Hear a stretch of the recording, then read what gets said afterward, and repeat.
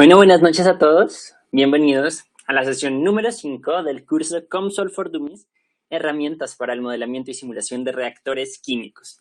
Me alegra que estén todos acá. Hoy vamos a hacer muchas cosas. Tenemos una agenda un poquito apretada, pero lo lograremos, como siempre.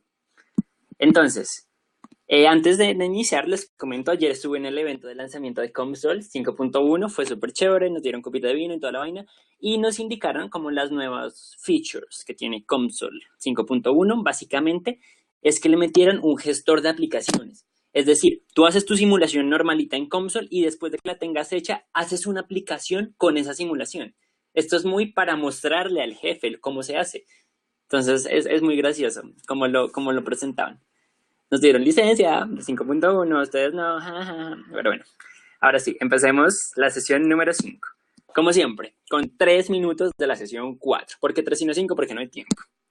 Entonces, en la sesión 4 trabajamos todo lo que era el diseño conceptual de reactores isotérmicos. Trabajamos todo el tratamiento para sistemas de múltiples reacciones y nuestro ejercicio fue un ejercicio en función del tiempo de la producción de ibuprofeno en un reactor batch. Adicionalmente, les enseñé cómo se podría manejar la base de datos Coco and Chia. Listo. También definíamos la conversión como las moles de A que reaccionan sobre las que se alimentan al reactor. Veíamos cómo se aplicaba este concepto de conversión a la ecuación de diseño de un reactor batch. Acá me dice alguien ya una pregunta, Nelson, como ya sabes, soy del grupo A, asiste a porque no pude leer. Perfecto, Jesús, puedes asistir al que tú quieras. Veíamos que se aplicaba también esta ecuación de diseño al modelo CSTR, al modelo PFR, y hacíamos la comparación entre lo que significaba el volumen de cada reactor en términos gráficos. Y veíamos que no siempre el del PFR era menor que el del CSTR. Trabajábamos toda la parte de reactores en serie. Entonces mirábamos que cuando hacíamos series de reactores se definían eran conversiones hasta el punto I, conversiones locales. Mirábamos también cómo cambia, o sea, cuando se manejaban los arreglos de reactores, qué sección de volumen significaba cada modelo de reactor en nuestro grafiquito. También en la parte de múltiples reacciones mirábamos que se podrían presentar dos en serie, en paralelo, y hacíamos el correspondiente desarrollo de las velocidades de formación de cada especie en función de su estequiometría y en función de si la reacción era en serie o en paralelo. Listo. Después analizábamos cómo integrábamos Coco con COMSOL Multiphysics. Yo les había dejado acá una tarea de que descargaran Coco, por ahí algunos la hicieron. Espero que la hayan hecho todos. Hablábamos del ibuprofeno y de la definición de Wikipedia, definición wikipedesca del ibuprofeno que hablaba de dolor. Eso es ¿cómo se dice? Trágico. Les comentaba mi anécdota con el ibuprofeno y el reactor de un metro cúbico del Instituto de Investigación en Ciencias Farmacéuticas. Les presentaba cómo nunca se tiene que mostrar una ruta química para un ingeniero químico. Analizábamos los dos casos de simulación con esterificación y sin esterificación para la producción de ibuprofeno y llegábamos a los perfiles de temperatura, de concentración para ambos casos, sin esterificación y con esterificación. Bueno, esto fue resumen rápido de lo que trabajamos el lunes. El día de hoy va a cambiar un poquito la dinámica, no va a ser igual. Lo que vamos a hacer es una primera sesión teórica en donde vamos a deducir los balances de energía en sistemas reactivos, tanto para sistemas de flujo pistón como para sistemas de mezcla perfecta. Después de eso, vamos a ver un ejercicio que me encanta, que tiene anécdota propia, así tal cual la del ibuprofeno, que es en un CSTR para la producción del propilenglicol. Y finalmente vamos a hacer algo que ya me han pedido, como que, ay Nelson, cuando empezamos a dibujar, hoy empezamos a dibujar, no se afanen. Vamos a trabajar un ejercicio en 3D en un PFR, que es una reacción de descomposición. ¿Listo pues? Entonces, sin más preámbulos, empecemos. Sesión 5, teoría 1. Balance de energía en sistemas reactivos, Nelson Felipe Rincón Soto. Yo. Ahora, como les comentaba, ahora sí ya me pongo serio, ya aquí me bajo. Vamos a hablar de balances de energía, entrada-salida, y vamos a hablar de balances de energía diferenciales. ¿Por qué se hacen estos dos típicos de análisis? Porque cada modelo de reactor funciona diferente. Como en el modelo de reactor PFR nos interesa la trayectoria, siempre se hacen balances diferenciales, inclusive los balances de energía. Ahora bien, empecemos con el balance entrada-salida. Siempre que empiezo con balances me gusta poner la frase filosófica que nos da el preámbulo. que dice, acumulación de energía es igual a la velocidad de entrada de energía de las corrientes más la velocidad de adición de energía menos la velocidad de salida en forma de trabajo menos la velocidad de salida de energía de las corrientes. Esto suena demasiado poético, entonces vamos a llevarlo a la realidad con nuestro sistemita estrella. Entonces, la velocidad de entrada de energía de las corrientes va a estar en la entradita de la estrella y está definida como la sumatoria de los flujos molares de la especie I por la entalpía de la especie I en ese punto, es decir, en la entrada. Con respecto a la de salida, va a ser idéntico, pero en la corriente de salida de la estrella. ¿Por qué una sumatoria? Porque son muchas especies. Esto es un balance por especie. Entonces, ojo ahí, por eso es el motivo de la sumatoria. Ahora vamos a asumir que a nuestra estrella le salieron manos para pegarle a las otras estrellas que se portan mal y va a generar un trabajo que está denotado como WS. Después de eso, un ovni intergaláctico, como para seguir en el contexto superespacial, va a emitir un rayo de fotones que le adicione energía a la estrella, que esa energía va a estar denotada como Q. Esto sería como un intercambiador de calor, pero bueno, es como para seguir la analogía y no hacerlo bonito. Finalmente, vamos a hablar del término de acumulación de energía, que es el DE/DT. Este es súper importante, los profesores siempre lo machetean, pero nosotros no, porque no somos macheteros y porque contamos con las herramientas para poder simular con este término. Justamente en el ejercicio del CCTR lo vamos a usar y lo vamos a caracterizar. Ahora bien, reemplazando todos estos términos en nuestra ecuación general del balance de energía, vamos a obtener que DE/DT es igual a la sumatoria de los flujos molares en la entrada por la correspondiente entalpía menos la sumatoria de los flujos molares en la salida por su corriente entálpica más el calor que le inyectó ese ovni intraespacial menos el trabajo en que se gasta en pegarle a las otras estrellitas. Ahora bien, esta expresión de balance de energía es todavía muy ambigua, entonces vamos a desarrollarla un poquito más. Lo primero que hacen los profesores para todo el desarrollo es decir que no hay acumulación. Listo. Si no hay acumulación, usted ya no puede hacer un análisis dinámico y ya no puede analizar el arranque de un reactor. Pero para propósitos de analizar el balance de energía, sí funciona hacer esta aproximación. Ya igual al final lo vamos a definir, no se afane. Entonces empecemos. Lo primero que hay que hacer es reescribir esta ecuación de la forma que todos los libros la manejan. ¿Cuál es esta forma? La forma azulita, que te dice que el calor menos el trabajo es igual a la sumatoria de F por H en la salida menos la sumatoria de F por H en la entrada. Esto es simple aritmética, no tiene ciencia. Ahora bien, vamos a olvidarnos de esta diapositiva un minuto y recordemos lo que pasa en un sistema reactivo, porque esta sería un balance de energía general para cualquier estrella en el universo. Ahora vamos a ir puntualmente al caso de un reactor. Entonces, esto me encanta hacerlo, digamos que robóticamente. Vamos a tomar la reacción A más B que produce C más D. Entonces entra A, B, C y D al reactor y sale A, B, C y D del reactor. Entonces, la expresión del flujo de salida de la especie A en el reactor va a estar en función de la conversión. Eso lo vimos el lunes, no se les puede olvidar. Asimismo, podemos escribir el flujo de salida de B en términos de la conversión. ¿Utilizando qué? Utilizando la estequiometría de la reacción. En ese orden de ideas, podríamos generalizar esto, no para la especie B solamente, sino para cualquier especie I. ¿Esto a qué va a ser igual? El flujo de salida de la especie I, FI, va a ser igual al flujo de entrada de la especie I menos el coeficiente estequiométrico, eso es lo que denota B, sobre el coeficiente estequiométrico de la especie principal por FA, que es la especie principal, por X. Entonces, de esta manera se puede generalizar. ¿Para qué hice esto? Porque me interesa meter, digamos que, ¿cómo se dice? Cuando algo no es delicado, burdamente FI en nuestra expresión de balance de energía. Entonces vamos a meterlo. Ya lo deducimos en la diapositiva pasada, ahora lo vamos a reemplazar. Haciendo este reemplazo, lo único que hice fue cambiar FI por lo que ya deducimos. Acá está FI, está en la expresión azulita, no tiene ciencia, solamente meterle un paréntesis. Y ahora lo que vamos a hacer, esto se llama álgebra avanzada de colegio. Ya no vamos a factorizar FI0, sino vamos a factorizar la sumatoria de FI0, porque está en ambos términos de la ecuación azulita. La factorizamos y llegamos a la expresión que está en naranja. Entonces, ¿por qué uno hace todas estas vueltas aritméticas y este tipo de cosas? Es para simplificar las expresiones y para poder ingresar nuevos términos. ¿Cómo cuáles? como este, como el calor de reacción, delta H de reacción, que lo vemos más o menos desde termo 2. Entonces, ¿qué te indica? Te indica el calor que se desprende porque ocurre la reacción química, o asimismo el calor que se consume para que ocurra la reacción química.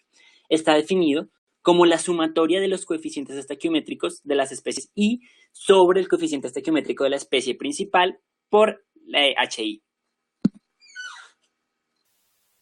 Reemplazando nuestro delta H de reacción, nos queda la formulita que ustedes tienen arriba. No hice nada, solamente reemplazar ese delta H.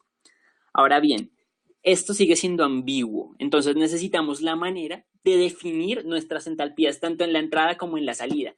¿Cómo lo definimos?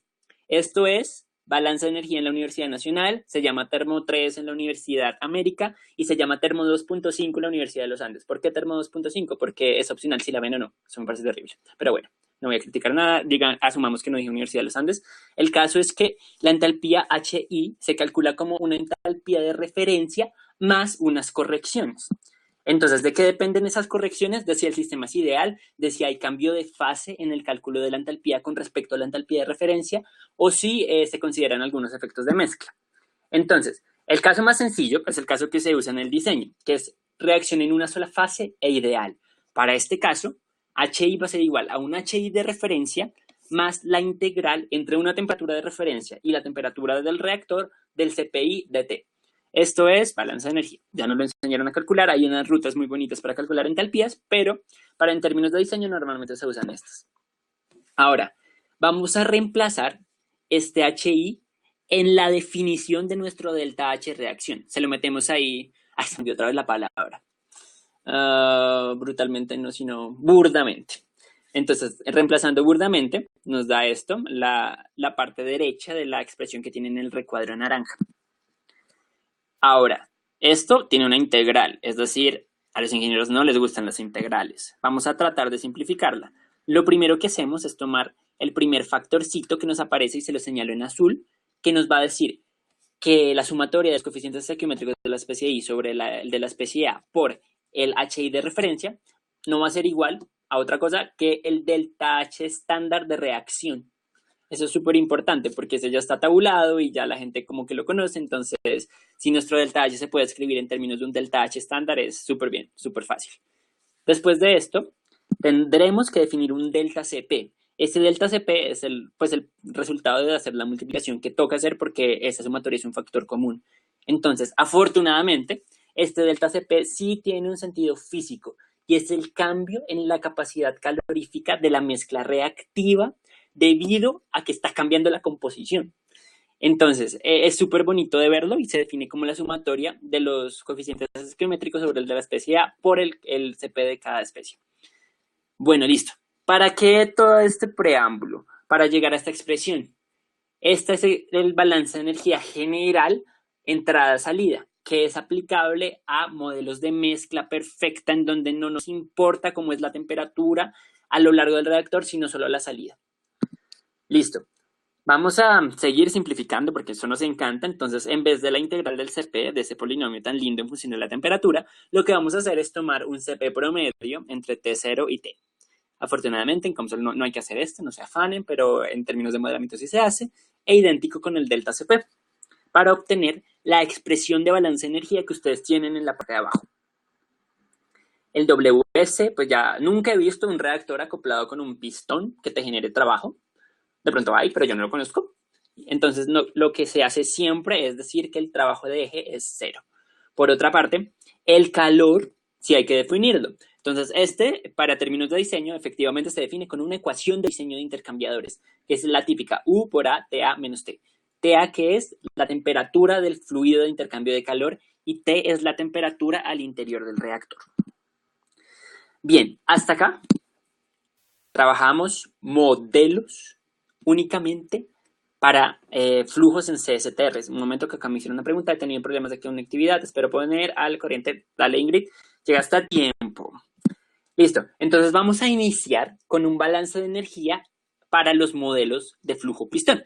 Estos balances se hacen en un elemento diferencial, como clásicamente lo hemos hecho y lo seguiremos haciendo siempre que nos importe la trayectoria. Empecemos. Entonces yo voy a tener que el flujo molar de la especie I por la entalpía de la especie I en una posición V, que eso es lo que entra, menos lo que sale, que es ese mismo flujo, pero en una posición V más delta V, más el calor que le está entregando, ya sea el sistema de intercambio de calor o que le puede estar retirando, menos el trabajo que genera va a ser igual a cero. Esto, como ya lo vimos en nuestra poesía de la primera diapositiva, lo vamos a pasar. Y vamos a dividir toda esa expresión entre el delta V. Al dividirlo entre el delta V, al hacer W igual a 0 y al reemplazar U por A en vez de Q, obtenemos esa expresión de abajo tomando el límite cuando delta V tiende a 0. Siempre que dividan por delta V, asuman que van a tomar ese límite, así que no se afanen. ¿Qué nos queda? Nos queda que el cambio con respecto al volumen de la sumatoria de los flujos molares por la entalpía más lo que se está transfiriendo con el mecanismo de intercambio de calor va a ser igual a 0. Bien, hasta aquí todo normal, no hay problema, esto siempre se obtiene en los balances diferenciales. Ahora, vamos mejor dicho, a recordar nuestro primer semestre de cálculo diferencial, recordar la ley del producto para tomar la derivada. Esta ley también lo voy a hacer tipo robot. La derivada del primero por el segundo sin derivar más la derivada del segundo por el primero sin derivar es lo que es el producto de una derivada. Aplicamos eso tal cual y nos da lo que tienen en el tercer recuadro en naranja. Ahora bien, tenemos que definir cómo se escriben esas derivadas. Entonces, dFi dV es igual a RI. Es así, ustedes saben de dónde sale. Es la ecuación de diseño o el balance molar para un reactor PFR. No me voy a detener, eso ya lo saben. Por otra parte, el dHi dV se define como Cp del componente I por el dt dV. Ese dt dV es importantísimo meterlo en el balance de energía porque nos va a generar el perfil de temperatura, el cambio de la temperatura con respecto al volumen del reactor. Entonces, vamos a meter, esta vez no se me va a olvidar, burdamente esas expresiones en nuestra ecuación de balance de energía para obtener lo que tienen ahí señalado por las flechitas. Finalmente, lo que hacemos es una pequeña simplificación aritmética para obtener el azulito, que es el balance de energía diferencial para cualquier sistema en donde nos importe la trayectoria y nos importa determinar el dTdV. Vamos a explicarlo un poquito más. Quiero coger término por término y decir si cambia o no. Por ejemplo, el flujo de una especie I cambia en el reactor ya que está bien reaccionando o consumiéndose. A menos de que sea inerte no cambiaría. La velocidad de reacción también cambia en el reactor. Entonces, de entrada ya sabemos que para resolver esta ecuación diferencial nos toca hacer, en definitiva, un método de Euler, un método de Runge-Kutta, si lo trabajamos en Excel o en MATLAB, o no hacer nada en COMSOL. Por otra parte, tenemos que la temperatura del refrigerante también va a cambiar en el reactor, a menos de que se manejen modelos donde el flujo de refrigerante sea altísimo y la temperatura al final no llegue a cambiar. La temperatura obviamente va a cambiar en el reactor cuando estamos trabajando en reactores no isotérmicos, entonces también se calcula en cada instante o en cada delta V. Esto de acá es lo que se resuelve con el método de Euler, con el método de Runge-Kutta, orden 1, orden 2, orden 3, orden 4, lo que quieran, que es el perfil de temperatura. Bien, hasta este punto vimos lo que es el balance de energía aplicado a CSTRs, el balance de energía aplicado en un elemento diferencial que nos sirve para PFRs. Ahora nos vamos a fijar en qué pasaría si se me da por considerar el cambio en la energía en el sistema, es decir, la acumulación. Entonces, este cambio en la energía del sistema a los profesores les da un poquito de miedo incluirlo, pero yo se los voy a incluir. D de T va a ser igual al volumen del reactor por la sumatoria de las concentraciones de las especies, tanto no reaccionantes como inertes, como lo que quieran, por el CPI de cada componente por un dt dt. Ese dt te dice el cambio en la temperatura con respecto al tiempo. ¿Por qué los profesores no lo incluyen? Porque les da miedo el dt a un lado de la ecuación y el dTdV al otro lado de la ecuación. ¿Por qué? Porque es integrar con respecto a dos variables, el tiempo y el volumen. Entonces, sobre todo esto pasa con reactores tubulares. Esta integración es muy compleja. Entonces, realmente, como se la hace, al final les mostraré cómo la hace, pero los profes y nosotros en nuestro cuaderno, pues no la podemos hacer. Entonces, por eso es el motivo que los profesores no lo presentan desde el principio. Ahorita, en el modelo del reactor, del arranque del reactor CSTR, vamos a meterle este término de acumulación de energía y ustedes verán que no es tan difícil de resolver. Bien, Acá me preguntan, Sebastián Ochoa, ahorita te respondo que no la alcanzo a leer. Entonces, vamos a empezar con el ejercicio CSTR para la producción de propilenglicol. Esto tiene anécdota y toda la cosa, entonces va a ser divertido. Entonces, vamos a hablar un poquito del propilenglicol para dar como el contexto industrial que no puede faltar. Aquí está la molécula, es un alcohol del cual se producen 400.000 toneladas al año. Esto es bastante grande, es aproximadamente un 2% de lo que se produce de petróleo al año. Sirve como humectante en alimentos, en la industria farmacéutica y sirve como cosméticos. Ahora bien, ¿de dónde? Dow es la compañía que mayormente lo produce alrededor del 27% del propilenglicol a nivel mundial. Esto viene, esta idea de simular un reactor de propilenglicol, de una experiencia que tuve en el curso de diseño de describir el proceso en una industria de jabones. Esta industria, les voy a contar, ustedes son amigos. Resulta que mi familia tiene una empresa de jabones que se llama BioBril, pues no es pues una familia lejana, digámoslo así. Entonces yo siempre uso a la empresa BioBril cuando tengo como tareitas industriales, tareitas de seguridad industrial, de calidad, de todo este tipo de cosas. Entonces yo voy a la empresa, la recorro, miro el proceso y saco mi tarea y saco 5. El caso es que en algún momento yo le pedí a Arleido, el dueño de la empresa, que me dejara operar uno de los reactores de producción de propilenglicol. El propilenglicol ellos lo usan como humectante en los jabones líquidos que producen. Entonces él me dijo, listo, mira, ahí está el instructivo de operación del reactor. El reactor es el segundo que ustedes pueden ver ahí en la foto.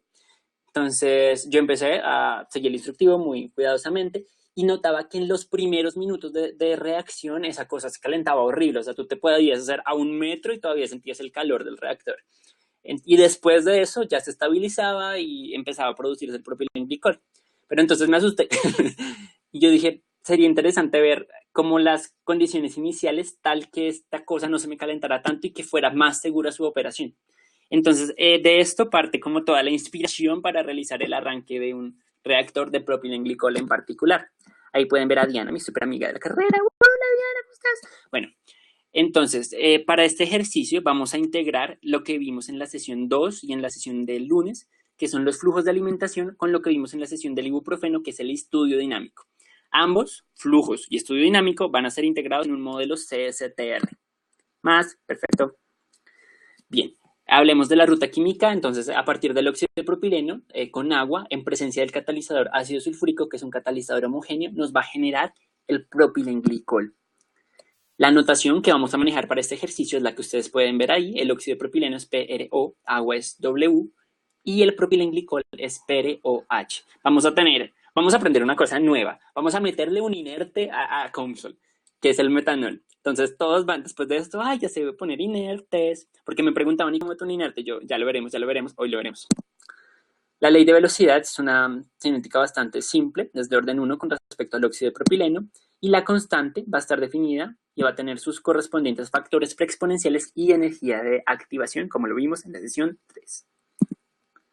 Bien, lo que yo siempre, si yo fuera profesor de diseño, les pediría a mis estudiantes los PFDs lo más simplificados posibles de colores. Esto es lo que les presento. Entonces, en la entrada de nuestro reactor vamos a tener óxido de propileno, agua y metanol. A la salida vamos a tener propilenglicol y el resto, que es agua, óxido de propileno y metanol. Por otra parte, en un tiempo cero, vamos a alimentar nuestro reactor con agua. Es decir, que antes de que yo empiece a meterle la corriente de entrada de la mezcla reactiva, ya va a haber agua y ya va a haber óxido de propileno.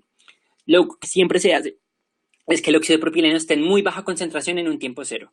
Después de eso, se estudia la probabilidad de que yo en un inicio tenga un poquito de óxido de propileno al interior del reactor. Eso es el análisis que vamos a hacer. No me quiero adelantar, pero como siempre me estoy adelantando. Entonces, vamos a hablar un poquito del modelo. Este es el balance de materia. Entonces, identificamos la entrada como el caudal de la especie I por la concentración de la especie I. La salida, igual, el caudal a la salida por la concentración de la especie I a la salida. El término de generación, que es la velocidad como la definimos ahorita, por el volumen del reactor. Y el término de acumulación, que nos va a decir cómo están cambiando la concentración de una especie con respecto en el tiempo. Cuando estamos trabajando un modelo CSTR, lo normal es que esta vaina se nos vaya para cero. El caso de la simulación de hoy no la vamos a dejar en cero, sino que vamos a aprovecharnos del simulador dinámico de COMSOL. Este era el balance de materia, ahora vamos a hablar del balance de energía. Esto que ven acá no es tan diferente como parece de lo que les presentaba. Vamos a explicar término a término. Este Q va a ser el calor de reacción y va a ser igual al volumen del reactor por HJRJ. Eso ya lo hemos visto cuando definimos nuestro calor de reacción. Por otra parte, el Qx va a ser el calor de intercambio o el calor intercambiado por el intercambiador de calor. Acá no siempre se usan relaciones de U por A. Por ejemplo, este intercambiador que les presento acá es cómo se usa la expresión cuando se trabajan serpentines, no cuando se trabajan chaquetas, que es bastante diferente. Entonces, tiene el mismo U por A, pero la forma es exponencial. Entonces, puede que sea como más efectiva la transferencia de calor, quién sabe, es un serpentín. Entonces, el X me va a simbolizar que se refiere al intercambio de calor. Tx va a ser la temperatura del fluido de intercambio de calor, Fx va a ser el fluido de intercambio de calor y Cpx va a ser el Cp del fluido de intercambio de calor. Este término de acá son los calores de las corrientes de entrada y salida. Esos calores de las corrientes van a estar en términos de las entalpías. Y como lo vimos, las entalpías se calculan con una entalpía de referencia más una corrección que está por el Cp y por la diferencia de temperaturas entre la temperatura de referencia y la temperatura del reactor. Por último, nuestro término de acumulación de energía, que ya se los había expresado y manifestado en las diapositivas. Los parámetros del proceso, algunos me dicen, ay, ¿por qué no escribo los parámetros? Que cuando hago mi simulación no sé de dónde leer y me toca ver el video. Entonces yo dije, bueno, está bien, vamos a ser buenos y se los vamos a poner. Tenemos volúmenes de reactores, flujos volumétricos, las concentraciones de las especies en la entrada, es decir, en la corriente de entrada. Asimismo, la concentración de la especie al iniciar la reacción dentro del reactor, las capacidades caloríficas, las entalpías de referencia y la temperatura de la corriente inicial y del reactor. Por otro lado, esto no me copiaron en la diapositiva anterior, vamos a tener todos los parámetros del intercambiador de calor. Bien, ¿a qué vamos a llegar? Vamos a generar un perfil dinámico de la concentración de nuestra especie reaccionante. ¿Qué es importante? Este valor que le señala la flechita naranja. Ese es el valor que alcanza una vez se llega al estado estacionario. ¿Que alcanza qué? La concentración de la especie reaccionante. Empieza muy alta, porque se está aumentando alta concentración desde una corriente. Baja mucho porque llega y entra en contacto con el agua, ¿cierto? Y después de eso va a ir aumentando lentamente porque se va a ir desplazando a través del reactor hasta que alcance una concentración en estado estacionario. Eso es como se explica acá. Es diferente al análisis que se hace en batch. Por ejemplo, en el ibuprofeno la concentración del reactivo siempre iba a caer porque no se estaba alimentando más. En este caso no cae porque se sigue alimentando y llegas al valor en estado estacionario. Por otra parte, vamos a generar el perfil de temperatura, que es el clásico ejercicio cuando nos dicen simule un reactor no isotérmico, entonces ya, perfil de temperatura, eso es la simulación. Vamos a tener un valor máximo de temperatura justo en el arranque del reactor. Eso es lo que vamos a analizar ahorita con la próxima gráfica del arranque. Ahora bien, gráfica del arranque. Esta formalmente se conoce como la gráfica de arranque de todos los reactores. ¿Qué te va a decir esta gráfica? Te va a decir la concentración de la especie reaccionante y la temperatura del reactor. Entonces, para el análisis que vamos a hacer, vamos a tomar tres temperaturas iniciales en el reactor. 297, 340 y 340. Y tres concentraciones iniciales de la especie reaccionante en el reactor, 0, 0 y 1. Trate de que fueran dos valores iguales de temperatura y dos valores iguales de concentraciones para hacer aislamiento de variables. Entonces, aquí me encanta hacer esto. Miren la flechita azul. Esa flechita azul les indica que estamos analizando el punto 1, que corresponde a una temperatura de 297 y una concentración de 0. Ese está indicado en la parte gráfica con la flechita naranja. Ahí está, flechita naranja. Vamos a seguir la trayectoria de esa línea azul y vamos a ver hasta dónde llega. Va a llegar hasta acá. ¿Qué es ese punto en donde convergen todas las tres líneas, todo según el punto de inicio? Ese es el estado estacionario. ¿Cómo así, Nelson, que ese es el estado estacionario? Sí, fíjense que el punto que está señalando la flechita naranja corresponde alrededor de 500 de concentración inicial de la especie reaccionante. Si lo miramos acá, es la misma concentración del estado estacionario cuando hacemos el análisis a priori del reactor. Entonces, ese punto de ahí, se conoce como el estado estacionario. Ahora bien, analicemos otro punto. Por ejemplo, la línea roja empieza en 340 de temperatura inicial en el reactor con una concentración inicial de la mezcla reaccionante de 1400. Nos ubicamos ahí donde dice la línea naranja y a medida que pasa el tiempo, antes de llegar al estado estacionario, que es el punto en donde se unen todas las líneas, atraviesa o alcanza un máximo de temperatura que está ahí mostrado en el circulito.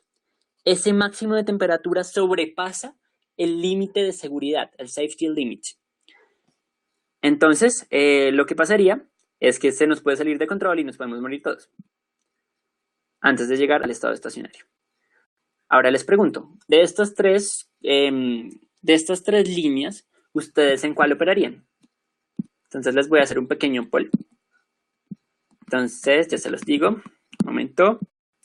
Voy a hacer rápido. Entonces, línea azul, línea verde. Es que lo estoy haciendo. Se me ocurrió como espontáneamente. Entonces, no lo puedo dejar pasar. Entonces, la pregunta es, ¿en cuál operaría? ¿En cuál operaría? Y vamos a preguntárselas a ustedes. A ver si entendieron algo. Listo, chicos, voten. ¿En cuál línea operarían? ¿En la azul, en la verde o en la línea roja? Bueno, vamos a esperar a que voten, por favor. Tienen 30 segundos. 30. Ay, no he podido con ese relojito. 29, 28, 27, 26, 25, 24, 23, 22, 21, 20, 19, 18, 17, 16, 17. Ya casi hay quórum. Faltan 5 votos y hay quórum. 5, 4, 3, 2, 1. Stop voting y les voy a mostrar los resultados.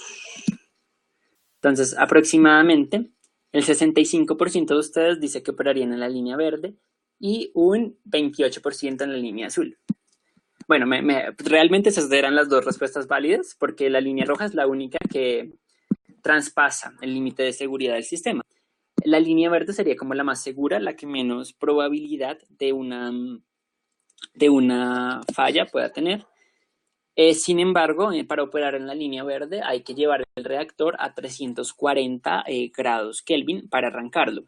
Y normalmente esto implica un costo de calentamiento que puede influir en el análisis económico del reactor. Pero igual, si mi criterio fuera la seguridad, la verde. Si mi criterio fuera la plata, la azul. ¿Listo? Entonces, sin más preámbulos, empecemos con la parte práctica, con la primera parte práctica del día de hoy, que es este arranque. Esto es divertido, así que pongan cuidado. Cualquier pregunta la estoy resolviendo, ya le respondo a Sebastián.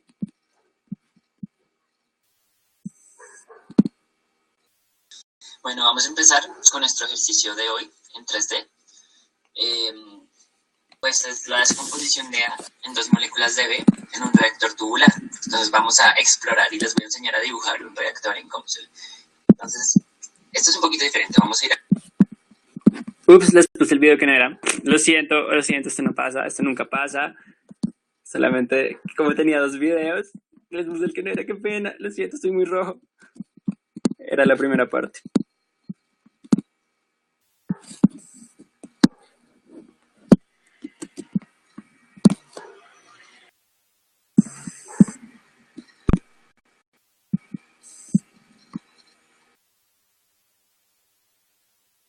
Bueno, chicos, vamos a empezar con la parte práctica de la sesión número 5.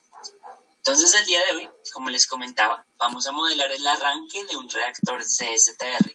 La idea es hacer esto un poco rápido para que nos alcance el tiempo de hacer nuestro primer reactor tridimensional del curso. Entonces, en el reactor CSTR vamos a integrar un modelo temporal con un modelo en flujo continuo.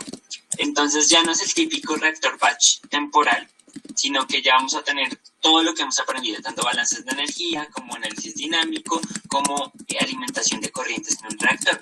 Entonces lo primero que vamos a hacer es ir al asistente de modelo. Es el último análisis tridimensional que vamos a hacer y vamos a agregar nuestro módulo favorito, el de ingeniería de las reacciones. Añadido el módulo, pasamos al estudio. Este es un estudio temporal. Yo les dije que vamos a integrar como estudio temporal y estudio de flujo pistón. Eso es verdad. Pero entonces siempre se selecciona el estudio más complejo. En este caso, el estudio más complejo por cuestiones de cálculo es el temporal. Entonces le damos clic en hecho una vez seleccionamos nuestro estudio. Ahora bien, vamos a trabajar un poquito como con otras, lo mismo, pero con otras instrucciones que se le puede dar a COMSOL. Entonces normalmente siempre empezamos de... Hoy vamos a empezar por definir el tipo de reactor. Entonces aquí en la parte de ingeniería de reacciones entre paréntesis RE, vamos a definir el tipo de reactor que tenemos. Entonces ya hemos trabajado con reactores por lotes o batch, ya hemos trabajado con reactores en flujo pistón. Lo que vamos a hacer ahora es trabajar con un reactor CSTR. El reactor CSTR puede ser de volumen constante o de masa constante. Lo normal es que nos den en los parámetros del sistema el volumen del reactor. Entonces vamos a aplicar un reactor CSTR de volumen constante, como lo vimos en la sesión 2. Normalmente esos reactores se usan para mezclas líquidas. En este caso la reacción ocurre en fase líquida. Y vamos a decirle, de paso, que nos calcule las propiedades termodinámicas, porque las vamos a importar desde las funcioncitas que veíamos en el módulo. Bueno, después de esto, nos vamos a la parte de ingresar las reacciones. Como se hace, ustedes ya lo saben, desde física global, reacción. Listo, súper bien. La fórmula está afortunada porque no es como el ibuprofeno, que son 1000 reacciones, sino solamente es una.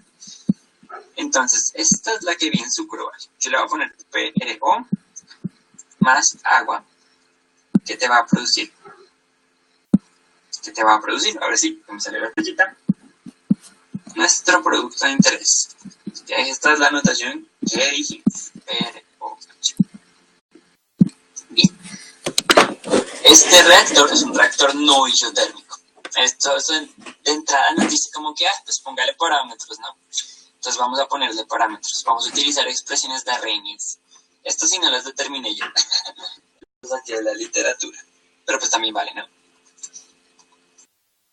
Esta vale esto. Y nuestra energía de activación, que tiene que ser como el orden a la 3.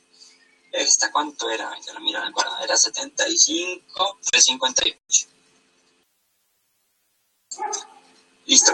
Entonces de esta manera tenemos definido todos los parámetros de nuestra reacción. Pero resulta que no hemos mirado la ley de velocidad. Entonces, le vamos a decir que la ponga el usuario. Él nos dice, no, pues vea, esta es igual a una constante por la concentración de por la concentración de agua. Resulta que la concentración de agua no tiene nada que ver en el comportamiento de esta reacción. Entonces, sencillamente la quitamos. Listo, y nos queda únicamente en función de esta especie. Ahora bien, vamos a agregar un inerte. Eso no lo hemos hecho, eso es nuevo. Oh, sí, eso es nuevo, aprenderemos algo nuevo. Entonces, como vamos a crear un inerte, lo que pasa es que no lo tenemos. Ay, venga, esto no es WC, esto es W.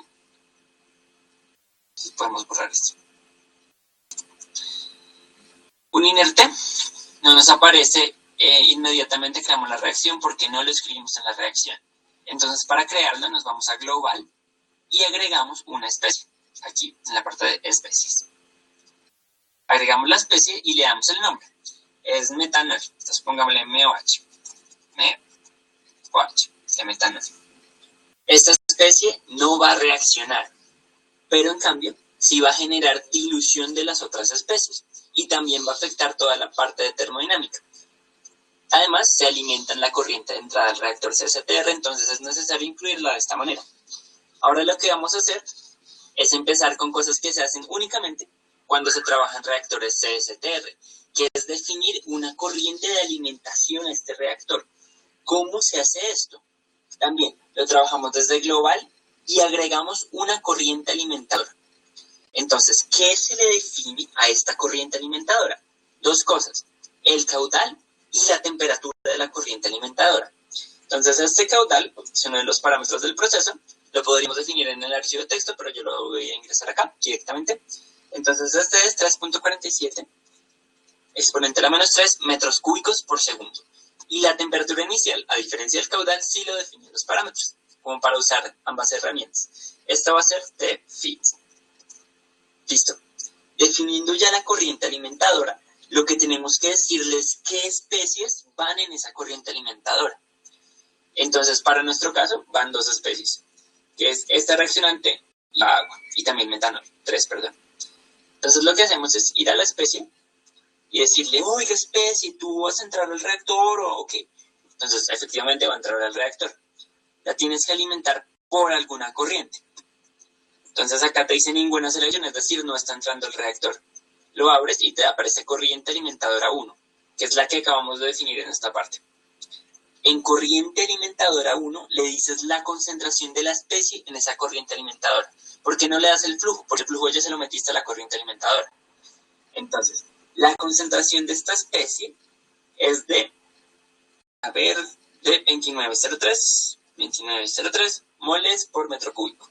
Y acá se tiene que definir si bien la expresión de la entalpía o el nombre de la función de la entalpía. Acá yo lo facilité un poquito, entonces puse ese nombre de la entalpía dentro de los parámetros. Oiga, esto está muy largo, bla, bla, bla, por favor no me quites tiempo. Ay, no puede ser. Voy a borrar esto más rápido. Bórrate. Listo. Entonces, esta entalpía, yo la escribí dentro de los parámetros como HF, ¿de qué componente? De Rho. Listo. Otra cosa que se hace cuando se trabaja con las especies es definirle cómo se podrían calcular sus propiedades termodinámicas al interior del reactor. Sus propiedades termodinámicas, como ya lo vimos, son H y el Cp. Entonces, H para esta especie se define como H pro y el Cp para esta especie, rápido, tú puedes, Nelson, rápido, se define como Cp de la especie pro.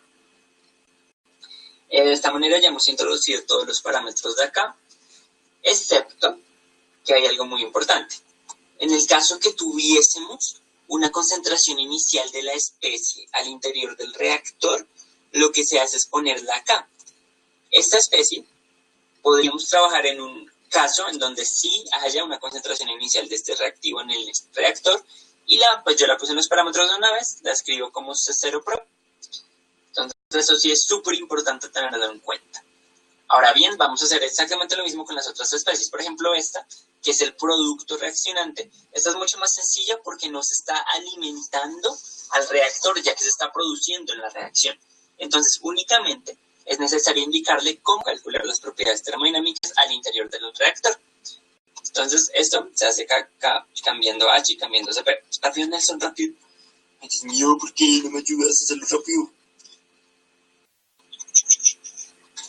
Entonces, esto es H de la especie ProH.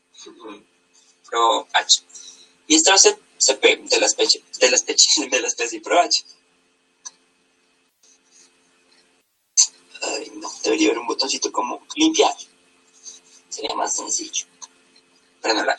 Se lo voy a proponer a Juan Pablo. ¿Qué hay, Juan Pablo? Mira, tengo problemas limpiando estos campos.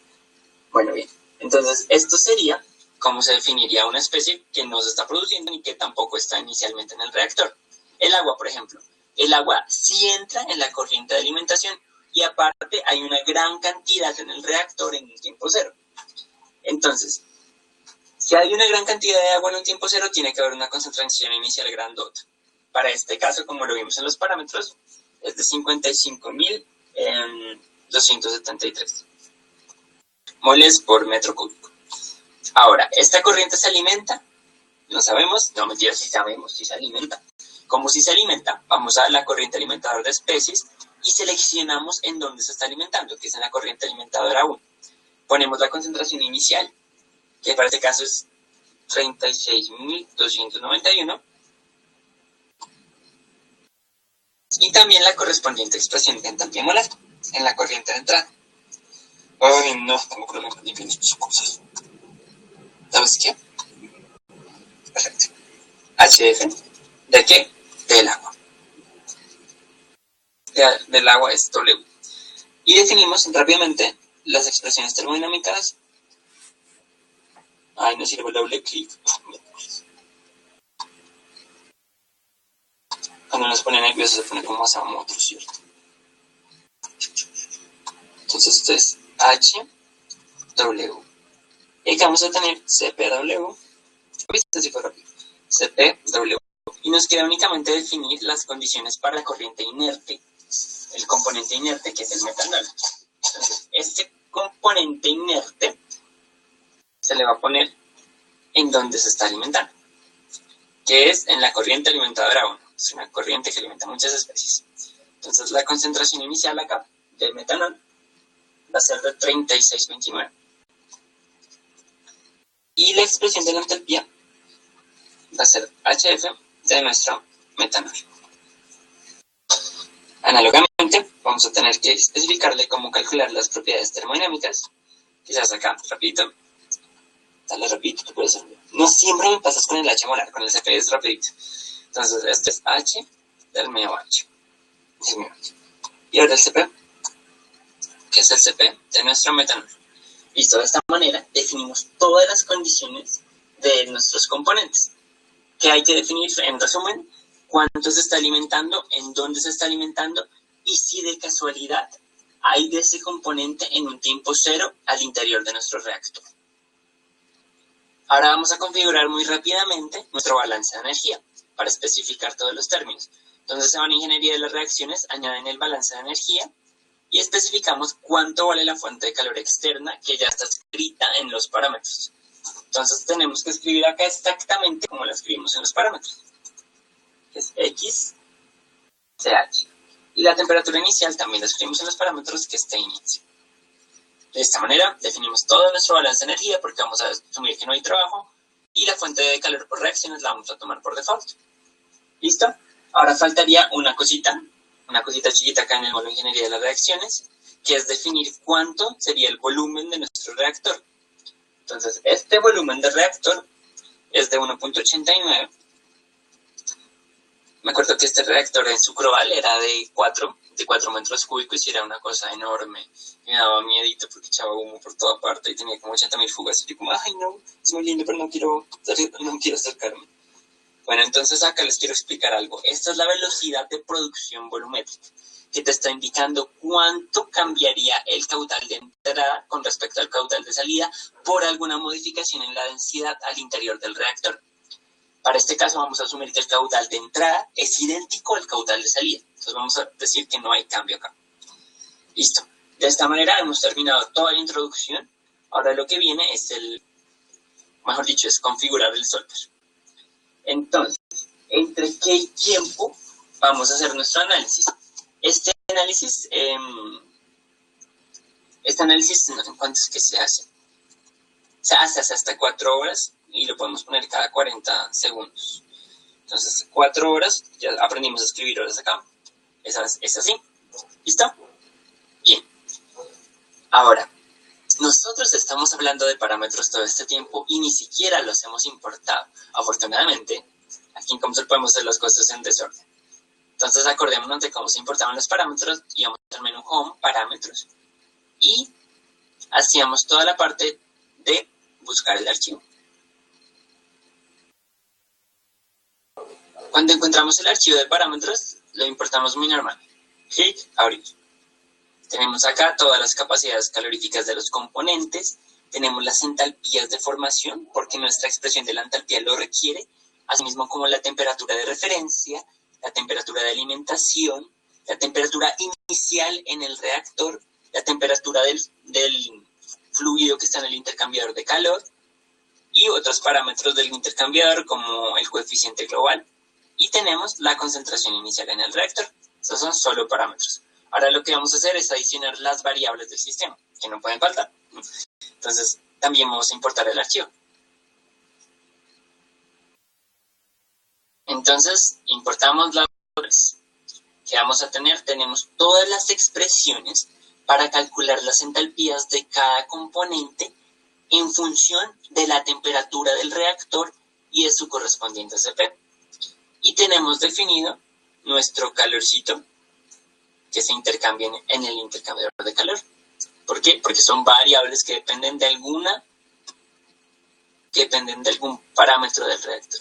¿Listo? Por eso se ponen en la parte de variables. Ahora bien, la configuración de este solver no hay que hacerla funcional que trae por default COMSOL, afortunadamente.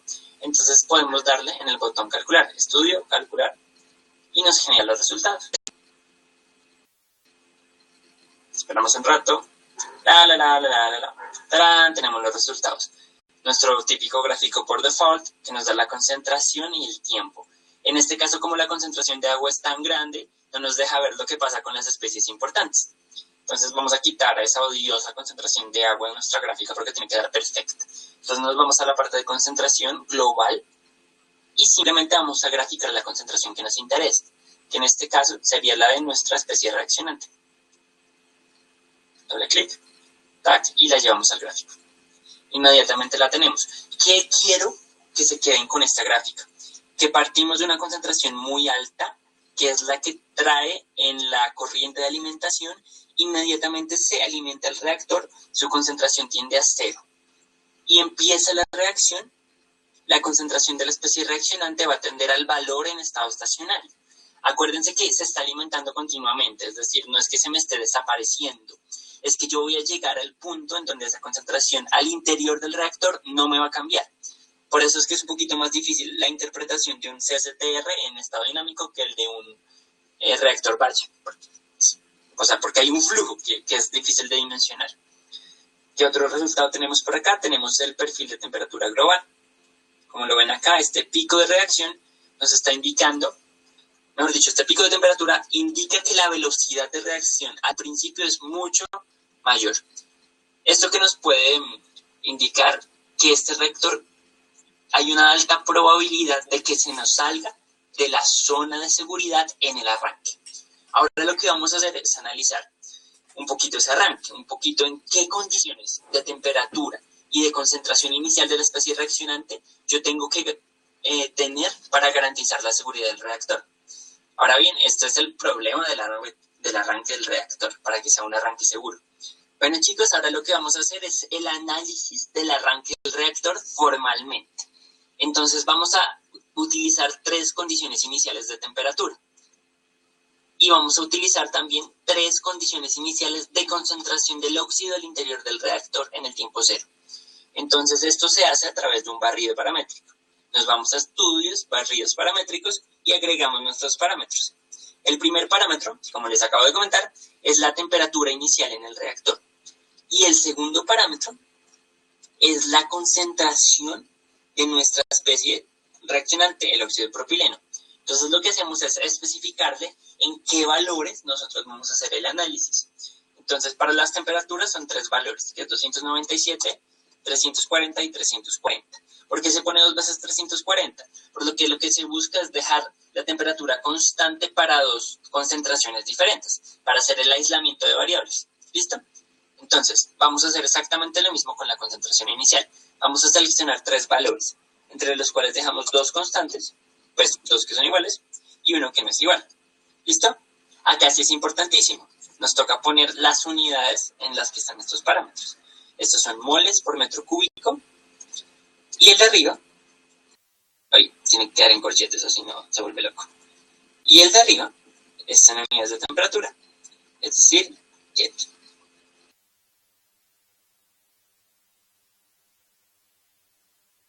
Listo. Así es que se plantea todo el análisis paramétrico. Simplemente damos clic en el botón calcular. Calculamos, voy a cambiar de canción. Listo. Acá está. Este es nuestro perfil de concentraciones para todo el análisis paramétrico que le pedimos, es decir, no se entiende nada. Entonces vamos a graficar lo que yo quiero que ustedes vean. Acá de una vez vemos que él nos genera otro grupo de resultados. Vamos a trabajar sobre ese grupo de resultados. Bueno, ¿qué nos interesa? Nos interesa ver qué efecto tiene esa concentración en la temperatura del reactor. Y asimismo, qué efecto tiene la temperatura inicial. Entonces vamos a graficar la concentración de nuestra especie reaccionante en el eje Y vamos a graficar en el eje X nuestra temperatura del reactor, que es esta de acá. Cuando tengamos esta configuración, la llevamos al gráfico y vamos a obtener la gráfica de arranque del reactor. Quiero que la analicen. Esta es muy bonita y muy interesante. Nuestra primera condición, que es la azulita, está a 297 de temperatura inicial y a una concentración inicial de la especie de 0.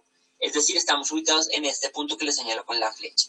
A medida que transcurre el tiempo, el reactor va a ir cambiando su temperatura y va cambiando su concentración de la especie reaccionante hasta alcanzar una temperatura máxima de 345, más o menos, y llegar al estado estacionario que está acá. El punto en donde desembocan todas las líneas es el estado estacionario. ¿Cómo así, Nelson? Eso es muy abstracto, parece una espiral. Es muy abstracto, pero pónganle cuidado.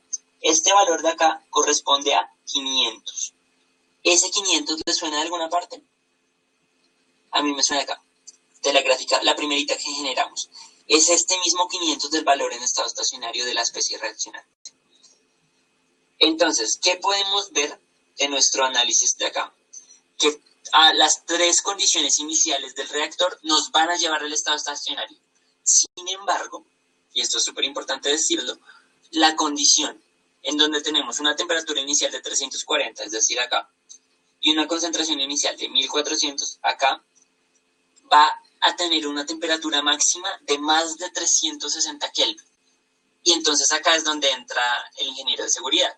Mira, esto se pasó de 360. Si tú arrancas tu reactor con 1400 de concentración inicial y con 340 de temperatura inicial, esa cosa se te sale de los límites de seguridad y una explosión y nos morimos todos.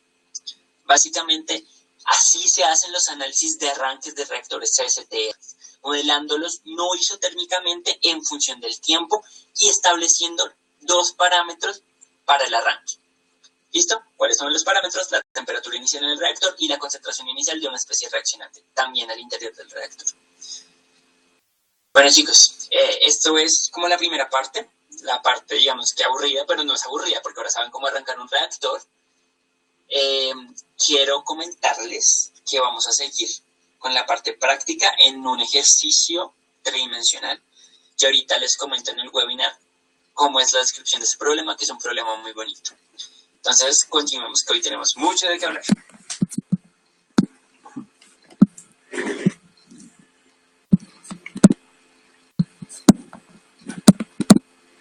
Bueno, chicos, como les comentaba, hoy la dinámica cambió un poquito. Entonces, lo que vamos a hacer es retomar nuestro ejercicio para el modelamiento tridimensional del reactor. Entonces, el ejercicio se llama descomposición en un PFR tridimensional. Al final respondo todas las dudas, las que me están llegando ahorita, ¿listo? Entonces, ¿en qué consiste este ejercicio? Ya vamos a desprendernos un poquito del balance de energía, porque este reactor es isotérmico, pero tridimensional. Entonces, va a alimentarse con la especie A, que va a pasar a través del reactor y se va a descomponer en dos moléculas de la especie B. Y va a salir por esta parte del reactor. Acá sí es importantísimo tener claro por dónde entra y por dónde sale A, porque vamos a manejar un dibujito en COMSOL. Entonces, a toda hora nos va a preguntar ¿y en dónde entra y en dónde sale? Y hay que decirlo. Bien, vamos a integrar dos físicas en este modelo, que es una física de flujo laminar que nos va a integrar todos los perfiles de velocidades calculados radialmente y axialmente en el reactor. Va a tener en cuenta todo el cambio en el número de moles para este modelo. Por otra parte, vamos a integrar una física de transporte de especies concentradas. Esta física es como si integráramos ¿cómo se llama? Como si integráramos fenómenos de transporte en nuestra simulación o transferencia de masa, en el caso de la Universidad Nacional. Entonces, puntualmente vamos a estudiar la difusión multicomponente, es decir, la difusión de A cuando se está generando B. Vamos a analizar un modelo en el cual la densidad del gas varía. Esta es una reacción en fase gaseosa. ¿Varía por qué? Porque se están generando moles de B, porque la estequiometría no es 1 a 1.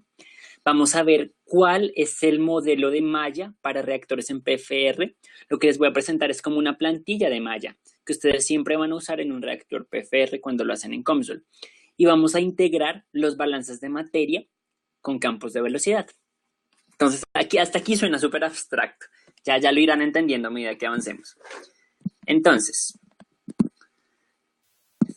vamos a hablar un poquito de nuestra primera física, que es el modelo de flujo. Entonces, yo creo que aquí ya todos vimos fluidos. Sin embargo, cuando nos enfrentamos a modelos de flujo, a los modelos de flujo de COMSOL, no estamos hablando de la ley de Darcy ni nada de estas cosas. Estamos hablando de Navier-Stokes, que son modelos sofisticados que involucran las tres dimensiones. El flujo tridimensional uno nunca lo ve en un curso básico de fluidos. En la deducción, para llegar al modelo unidimensional o bidimensional, sí se pasa por los modelos que involucran gradientes o tres dimensiones. Por ejemplo, el modelo de Navier-Stokes. Aquí no voy a hacer la deducción, porque eso es la idea de hacer todo este curso del modelo mejor dicho, el mismo curso de reacciones, pero con el de los modelos de flujo va a ser dictado después.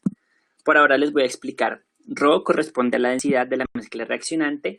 Este gradiente siempre es un operador que se usa cuando se quiere analizar cómo cambia en varias dimensiones una determinada propiedad. P es la presión de la mezcla reaccionante. Mu es la viscosidad de esta misma mezcla. Delta U no sino triangulito U, es la dirección en donde cambia mayormente la velocidad de la mezcla reaccionante. Esta vuelve a ser la viscosidad y esta es una matriz que se usa en el modelo de Navier-Stokes. Ahora, no me interesa que lo entiendan, me interesa que sepan para qué sirve, porque para entenderlo hay que deducirlo desde el principio. Esta de acá que les señalo es una condición de frontera. Esta condición de frontera les va a decir que en algún punto ustedes van a tener una velocidad cero. Esto es lo que ustedes necesitan para empezar a resolver. En nuestro caso ya les comentaré en qué punto de la geometría del reactor vamos a aplicar la condición de frontera. Como les comentaba, la densidad no la vamos a dejar como una constante, sino como una función de la cantidad de moléculas de A y de la cantidad de moléculas de B.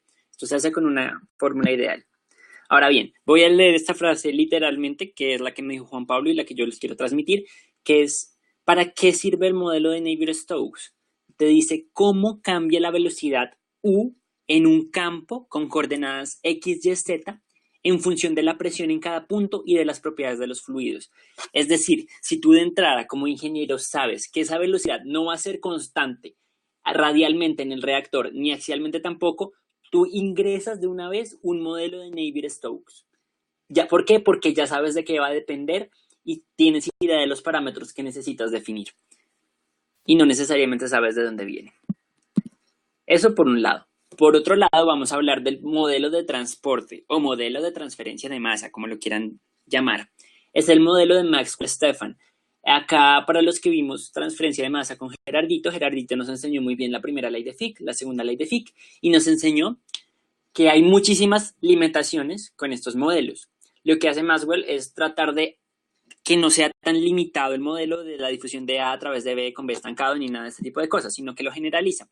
Entonces, para esto, de hecho, es un planteamiento muy sencillo. Partimos de nuestro balance para un PFR, como lo pueden ver en la parte azul, y lo que vamos a hacer es, a través de una variable que no les presenté, que para el próximo curso lo voy a presentar, que se llama el tiempo de residencia, vamos a convertir ese volumen en una función del tiempo. Eso se hace a través del tiempo de residencia. Por ahora, confíen en mí, tengan mucha fe. De hecho, las simulaciones tridimensionales en parte es de tener mucha fe. Entonces, lo que vamos a hacer es escribir los balances molares de las especies en términos de los factores que ustedes pueden ver allá. Entonces, el D de T es el cambio en el número de moles, porque es un estudio temporal finalmente, más un gradiente de NB. Ese NB es el flux molar de la especie A o de la especie B. Y eso va a ser igual a la velocidad a la que se está generando tanto la especie A como la especie B.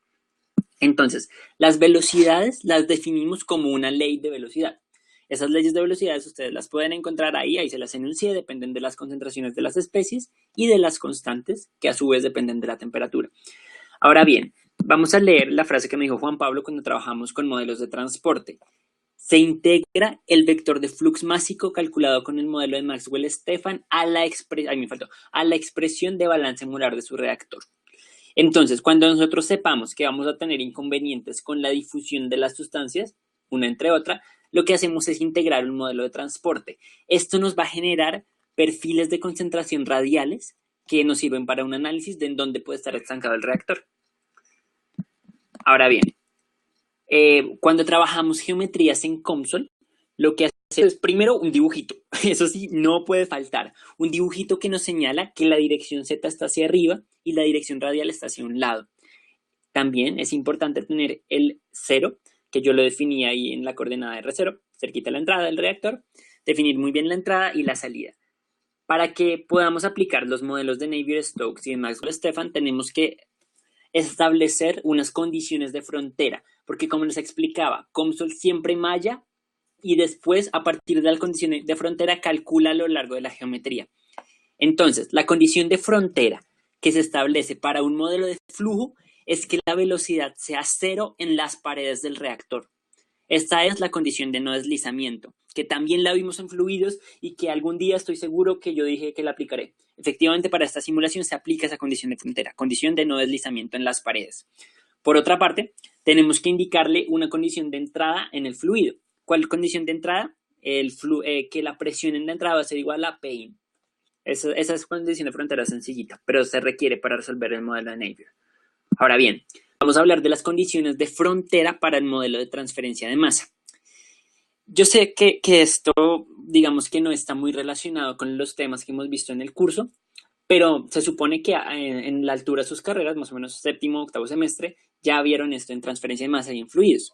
Entonces, la condición de frontera que se usa en el modelo de transporte son dos, una entrada y una en la salida. La de la entrada es definirle la fracción molar de la especie A como la fracción molar de entrada de la especie A, que es un parámetro de proceso. Definiendo ese parámetro ya tiene caracterizada su entrada, tanto en transporte como en flujo. Ahora miremos la salida. Entonces, la condición de frontera en la salida, esto es una deduccióncita que nos hizo Gerardo, es cuando hacemos un balance de flux, nos va a salir que el vector normal al flux por el flux de A en la posición de salida va a ser igual a cero. Esto tiene toda la correspondiente demostración. Quería hacérselas, pero es que me gastó al menos 20 minutos y no hay tiempo. Por ahora, confíen en mí. Si necesitan esto, igual van a estar todas las definiciones y todas las deducciones en el material del curso. ¿Listo? Para los que tengan preguntas de dónde sale eso, ahí va a salir. Entonces, esta condición va a ser cero. De esta manera, con estas 4 condiciones de frontera, podemos empezar nuestra simulación. Ahora bien, ya en el video les comento exactamente en qué parte se ponen estas condiciones de frontera, cómo se ponen, cómo se hace el dibujito del reactor, cómo se seleccionan los resultados que se quieren graficar, que pueden ser alrededor de 20 resultados, no solamente perfiles de concentración y temperatura. Ustedes pueden graficar, por ejemplo, número de Reynolds, todos los números dimensionales que ustedes le quieren definir los pueden graficar, es muy chévere. Entonces, lo que vemos acá es un resultado en un zoom amplio del perfil de velocidades en el reactor. La escala te va a decir en metros sobre segundo cuánto vas a tener. Entonces, al principio del reactor la velocidad va a ser poquita y al final va a ser mucha. ¿Por qué? Porque se están generando moles de una especie. Entonces, a medida que se generan moles, va a aumentar la velocidad del fluido. Esto no necesariamente pasa con la presión, solo pasa con la velocidad. Va a tener una velocidad mucho mayor en una posición intermedia del reactor, es decir, cuando el radio cuando estamos trabajando en la mitad del diámetro del reactor. ¿Listo? Por otra parte, vamos a tener resultados con respecto a la fracción molar de nuestra especie que se está generando, que en este caso es B. Entonces ustedes pueden ver que en la parte de abajo del dibujo vamos a tener muy poca fracción molar de la especie B y a medida que avanzamos en el dibujo vamos a tener una alta fracción molar de la especie B. Y también podemos ver la dispersión radial, que se está generando más B en las paredes del reactor. Esto sería súper interesante. Imagínense que fuera una mezcla líquida y que B se nos quedara en las paredes del reactor. Eso sería como gracioso, ¿no? Bueno, en el video les muestro cómo se hacen los zooms, cómo se arreglan estas foticos para que queden agradables, cómo se toman los cortes transversales y todo este tipo de cosas geométricas que son como un poquito complicadas para nosotros los químicos, pero chéveres cuando las manejas. Bueno, chicos, entonces este reactor también puede ser modelado de una forma no isotérmica. Para esto nos toca integrar las ecuaciones de balanza de energía. Esto no lo vamos a hacer hoy, lo vamos a hacer el día de mañana, cuando ya veamos reactores reales y toda la integración del balance de energía a los modelos tridimensionales. Pero solamente les quería mostrar que sí se pueden y sí se pueden generar perfiles de temperatura que te muestran tanto dispersiones axiales como radiales. Bueno, entonces oficialmente hemos terminado con mi carreta del día. Falta ver cómo se hace, que es la parte 2 del video. Acá ya se los estoy colocando, un momento. Quiero dar un aviso parroquial antes del video. El aviso parroquial es que el día de mañana es indispensable que vengan porque voy a pasarles al final de la sesión el formulario de inscripción al concurso de póster. Bueno, vamos a empezar. No, te calles ya. De hoy. Cállate un momento. Estoy hablando yo, otro Nelson. Es importante que vengan mañana por aquello el formulario de inscripción porque va a ser la única oportunidad que van a tener de llenarlo para las personas que estén interesadas tanto en adquirir la licencia de Comsol por un año como el certificado del curso, ¿vale? Es indispensable que participen del concurso de simulación. Ahora sí les dejo con mi otro yo, pues mi otro yo del domingo. Entonces, ahí lo dejo.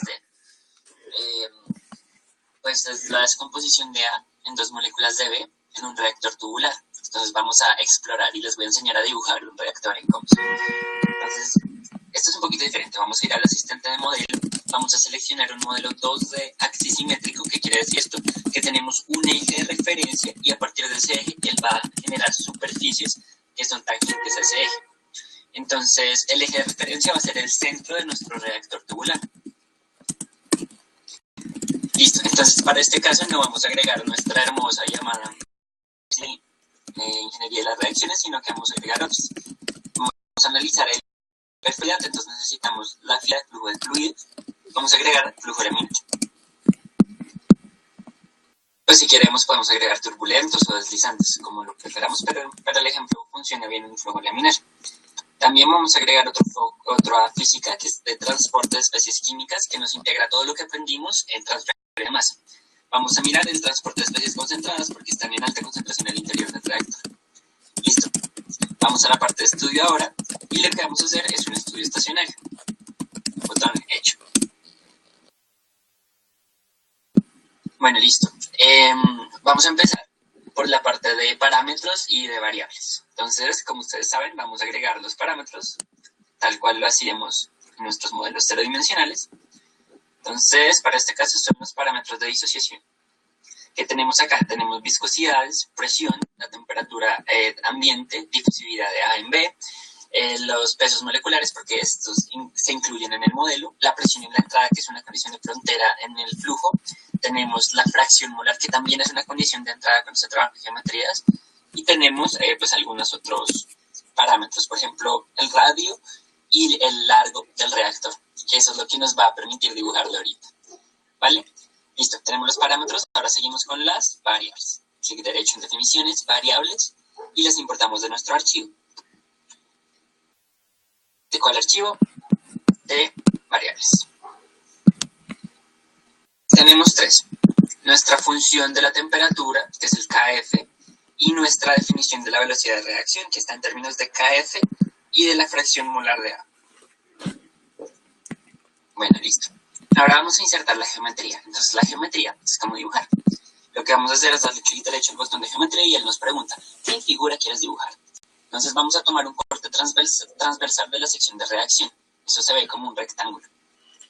Entonces, ¿qué ancho va a tener este rectángulo? Esto ya lo definimos en la parte de parámetros. Va a ser W0. ¿Y qué altura va a ser L0? También está en la parte de parámetros. Apenas le definamos estos dos parámetros, le damos clic en construir todos los objetos. Y ya, nos construye nuestra placa del reactor. Entonces la entrada va a quedar por acá, de la mezcla reactiva, y la salida va a quedar por acá. ¿Listo? Ahora vamos a agregar la manera en que queremos que nos resuelva la integral de contorno. Entonces para esto nos vamos a definiciones y nos vamos a la parte de acoplamiento de componente. Vamos a resolverlo un poco simplificado como un promedio. Entonces acá lo que tenemos que hacer es seleccionar el contorno en donde va a empezar la resolución. Entonces va a empezar desde acá, que es el contorno número 3. Y ahora vamos a calcular la integral en geometría girada. ¿Qué significa esto? Que él va a tomar secciones circulares a lo largo de nuestra trayectoria. Ahora vamos a empezar con la parte del flujo de fluidos. Entonces, para el flujo de fluidos, lo primero que se hace es seleccionar acá, donde dice propiedades de flujo de fluidos, en la ventana de la física del flujo laminar. Entonces, vamos a seleccionar cómo queremos que nos calcule la densidad y la viscosidad. Entonces, la densidad, hay una fórmula que él trae por default cuando se trabaja flujo laminar, que es esta de acá. Y la viscosidad la definimos nosotros dentro de nuestros parámetros. La definimos como eta. Pascales por segundo. Pax, para que no se les olvide. Ahora bien, después de esto hay que indicarle por dónde va a entrar el fluido en nuestra geometría. Para esto nos vamos a ir a la parte de física, le damos en contornos y vamos a cliquear entrada. Pues yo ya la tengo porque como que la acabé de hacer. Listo. En la parte de entrada tenemos que seleccionar exactamente por dónde va a entrar el fluido. El fluido va a entrar por acá. ¿Listo? Y en la condición de contorno, no sé si se acuerdan que yo les había comentado que al principio vamos a tener una presión de entrada. Entonces la condición va a ser del tipo de presión. Y lo que vamos a ponerle es cuánto es esa presión, que la tenemos definida en los parámetros como la presión de entrada. Ya le dijimos por dónde se entra el fluido. Ahora hay que comentarle a Comsol por dónde sale el fluido. Para esto nos vamos a contornos, ya no vamos a seleccionar entrada, sino que vamos a seleccionar salida. Y vamos a decirle en nuestra geometría por dónde sale. Si entró por acá, es probable que salga por acá, ¿no? Entonces le damos clic.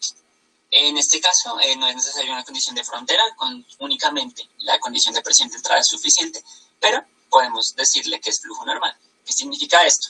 Que no se devuelve. Eso es lo que significa el flujo normal.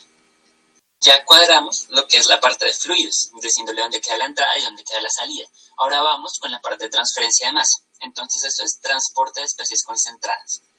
Listo. Entonces lo que tenemos acá es que escoger el mecanismo de transporte. ¿Qué mecanismo? Les comentaba en el webinar, el de Maxwell-Stefan es el que se ajustaba pues, a nuestros propósitos. Ahora bien, viene la parte de las especies. Entonces expandimos la parte de variables dependientes y seleccionamos nuestra fracción de masa de cada especie. Eso está definido en los parámetros como WA para la especie A y WB para la especie B. Ahora él nos pregunta de las especies la restricción de masa. Podemos dejarlo en términos de la especie A o en términos de la especie B. A mí me gusta dejarlo en términos de la especie que se produce. Eso es como recomendación. Tip. Esta era la configuración inicial del transporte de especies. Ahora nos vamos a analizar el fenómeno de difusión, que es un poquito como yendo en el zoom del transporte de especies concentradas.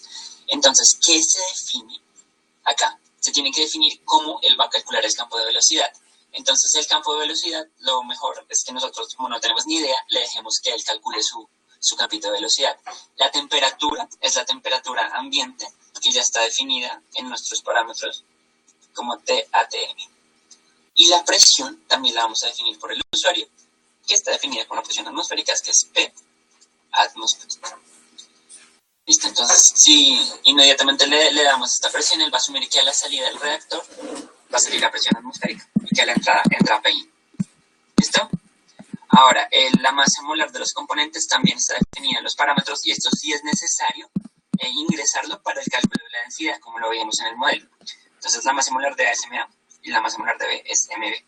Ahora, esto sí lo vimos en masa o en fenómenos de transporte, que es de qué depende la difusión de ciertas especies en otras, de la difusividad. Entonces, la difusividad se ingresa en esta matriz, que es la matriz de coeficientes de difusión.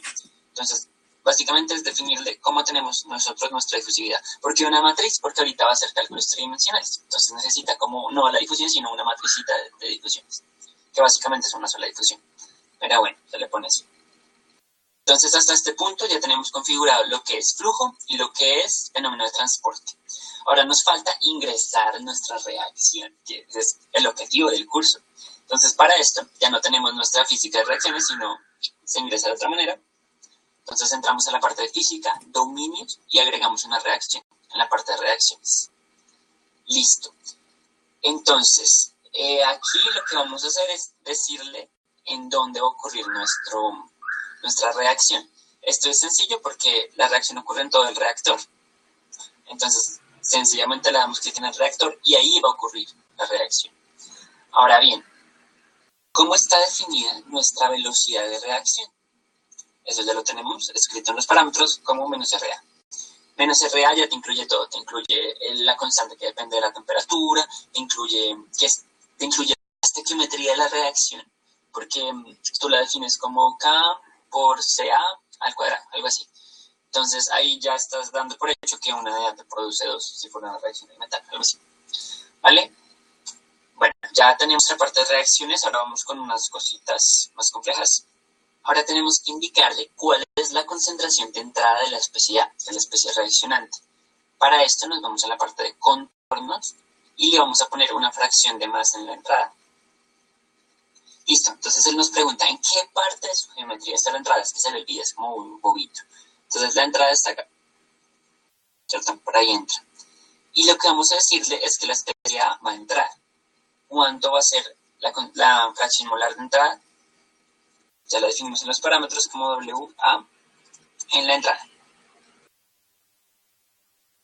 Cuando trabajamos con la física por especies concentradas, también es necesario agregarle un flujo saliente. Sin ninguna condición, solamente indicarle en dónde queda el flujo de salida. Entonces, esto sabemos hacer, se lo indicamos. Queda ahí. Tal, tú puedes, acá. Este es el flujo de salida. Cuando trabajamos con geometrías en COMSOL siempre hay que hacer algo que se llama el mallado. Entonces, para hacer el mallado, nos vamos a la parte de mallar 1, clic derecho y agregamos un mapeado. En el mapeado, lo que vamos a hacer, como nosotros no tenemos idea de mallado, vamos a decirle a él que nos ayude a generar ese mapeado a través de una distribución. Entonces la distribución te va a preguntar desde dónde va su geometría. Y desde acá hasta acá. Y te pregunta cuántos elementos quiere que nosotros partamos, mejor dicho, que nosotros partamos la geometría. Entonces lo vamos a partir en 100 elementos. Ya la tenemos, digamos que mallada en un sentido. Ahora vamos a mallar en el otro sentido. Para eso, agregamos otra distribución, clic derecho, distribución, y le decimos en dónde arranca el mallado. El mallado en este caso va a arrancar hacia allá. Y pues le decimos cuántas secciones queremos. Si le ponemos 5 también, nos va a generar una malla de 100%. Y es una bastante compleja y se va a eternidades en construirla. Entonces yo le pongo un poquito menos, le voy a poner 10. Ya está mallado en una dirección y en la otra que está un poquito más chamboncita la malla. La parte final del mallado es como la más abstracta. Lo que nos toca hacer es adicionar una capa límite. ¿Para qué se adiciona la capa límite? No tengo idea. Pero hay que adicionar siempre que se trabaje en geometrías, ¿vale? Agregamos la capa límite y nos vamos a propiedades de las capas límite. Acá le decimos en qué contorno se va a agregar la capa límite. Entonces, se agrega siempre en la entrada del redactor.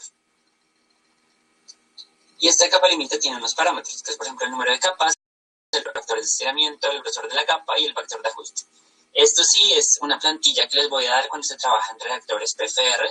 Entonces se le pone al número de capas límites 3, al factor de estiramiento 1.3 y el factor de...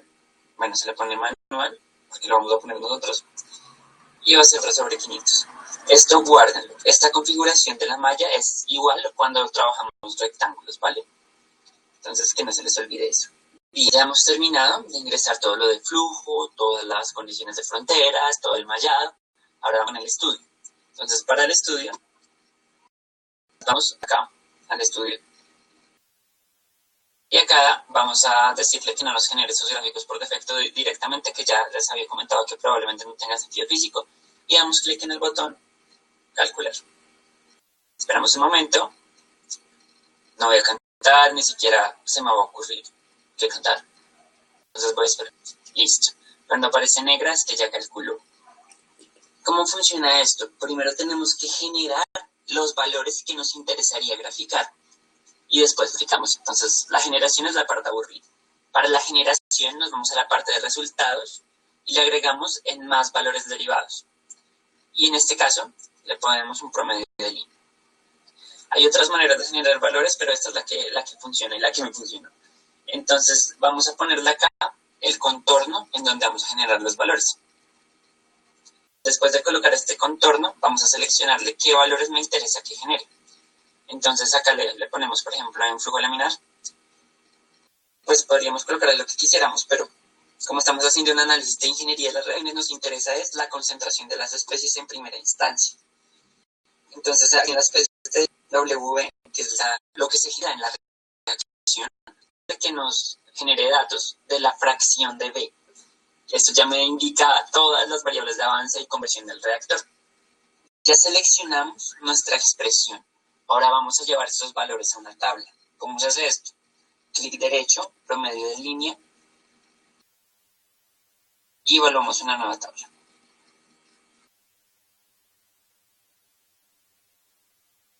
Ahora bien, vamos a parte de resultados y hacemos una evaluación global. En promedio de línea, lo que hicimos es añadir la expresión que queremos evaluar. En la evaluación global, le escribimos el comando de evaluación. ¿De qué depende este comando? Esto es average OP. Average OP es lo que te dice como en relación al global, cuánto vale tu parámetro W que estás evaluando. Esto es un comando que siempre se agrega y tú acá le cambiarías, si no estás evaluando W, el símbolo del promedio de línea que estuvieses evaluando. En este caso sí es W. Bien, esta parte es un poquito abstracta, pero hay que hacerla. Ahora lo que vamos a hacer es la evaluación de esto, que se hace a través de clic derecho, evaluar, tabla 1. Ahora vamos a ir a la parte de resultados y le vamos a dar más conjunto de datos y vamos a seleccionar nuestra revolución 2D, que es lo que queremos graficar, los circulitos a lo largo del reactor. Bien, teniendo esta opción habilitada, la dejan quietica y vamos a añadir nuestro primer grupo gráfico tridimensional, que es la parte chévere de la simulación. Entonces ahí está nuestro primer grupo gráfico tridimensional acorde con la revolución 2D. Entonces vamos a decirle que nos grafique porcioncitas de ese grupo gráfico. Entonces, ¿cuántos planitos? Vamos a ver, grafíqueme 10 planitos.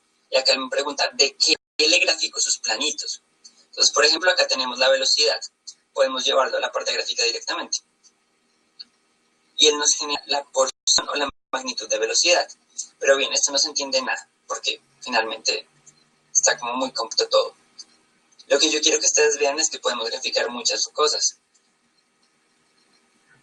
Entonces, por ejemplo, en la especie B, nosotros le habíamos dicho que nos graficara la fracción de masa de esa especie.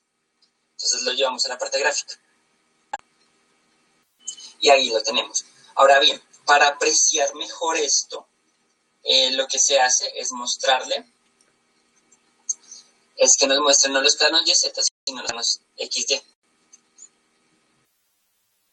Acá él nos muestra unas pocas secciones a lo largo del reactor de la fracción molar de la especie B. Entonces, ¿qué tenemos acá? Que al principio del reactor la concentración o la fracción de masa de la especie B es mínima. Y al final del reactor esa concentración o esa fracción molar sube. Entonces, es interesante ver cómo todo el perfil. Podemos tener otra perspectiva, si lo quisiéramos, o ponerla desde el ángulo que queramos. ¿Listo? También podemos ver acá, por si necesitan algún zoom o alguna otra visión. Y lo más bonito es que podemos graficar lo que queramos que esté incluido en estas físicas. Entonces, por ejemplo, en flujo laminar, no sé si algunos hayan visto fluidos, yo creo que la mayoría ha visto fluidos, podemos graficar la tasa de cizalladura o el esfuerzo cortante.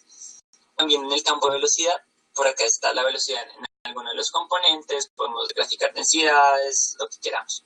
Hay una que me encanta, que es el número de Reynolds, espera, lo buscamos. Yo sé que estaba. Número de Reynolds de la celda. Entonces lo agregamos y lo llevamos a la parte gráfica. Ahí nos grafica porción número de Reynolds de la celda. Entonces ven que ahí ya se ve todo el perfil de velocidades, no solo el número de Reynolds, y que al principio la velocidad siempre es mayor al interior del reactor, pero al final se hace aún mayor porque aumenta el número de moles. Entonces esa parte me parece súper chévere. Esto es para un reactor isotérmico. Entonces la idea es que ustedes exploren todas las cosas que pueden graficar en tres dimensiones. Bien, ahora estas gráficas de acá se pueden exportar a imágenes fácilmente haciendo clic en la fotico. Apenas ustedes hacen clic en la fotico, él les pregunta, ¿cómo la quieres exportar? ¿Como un PNG? ¿Como un archivo? ¿La quieres copiar directamente a tu portapapeles? Como quieras. Entonces es súper fácil de hacer la exportación de estos resultados. Bueno, listo chicos, esto es la parte de una primera introducción a lo que es el modelamiento de reactores isotérmicos en 3 dimensiones. Este es un reactorcito tubular, muy sencillo, con un corte axisimétrico. Vamos a pedirle que nos grafique otra cosa de puro desparche, por ejemplo, en transporte de masas concentradas. Lo que podemos decirle, por ejemplo, de la especie A no lo hemos visto. Entonces, que nos grafique la concentración molar de la especie A. Y lo llevamos a la parte gráfica. Y ahí tenemos la concentración molar de la especie A, que en un principio es gigante. Y después disminuye porque se está desapareciendo y se está generando la especie B. Entonces ahí ya tenemos todo el perfil generado, último fotico. ¡Oh, linda, qué lindo! Listo. De esta manera concluye esta parte tridimensional. Espero que les sirva mucho. Acuérdense, apliquen las plantillas de mallado siempre que trabajen con reactores tubulares y apliquen siempre el algoritmo para la generación de estos gráficos, que es primero evaluar el promedio de la línea, generar la tabla y hacer la evaluación global. Esto es algo abstracto, pero son unos pasos que hay que seguir y cuando uno ya se lo sabe es simplemente aplicarlo a los otros casos de reactores tubulares. Vale chicos, esto ha sido toda la sesión práctica del día de hoy. Mañana estaremos trabajando lo que es ya estos modelos tridimensionales, pero en reactores no isotérmicos, que es nuestro ejercicio de los NOx, la última parte. Entonces espero que estén muy bien. Bueno, con esto damos por terminada la sesión de hoy, no sin antes leer algunas de las preguntas que me han hecho a lo largo del video. Me pregunta Héctor que si COMSOL maneja modelos integrados de turbulencia, tales como RANS o EDI. La respuesta es que sí. En la parte de selección de físicas, lo primero que tú haces es seleccionar tu modelo de flujo. Yo selecciono un modelo laminar, pero de modelos de turbulencia y los que tú quieras, el de Eddy sí está, el de Ransom no lo he visto, pero entonces ahí tú lo buscas.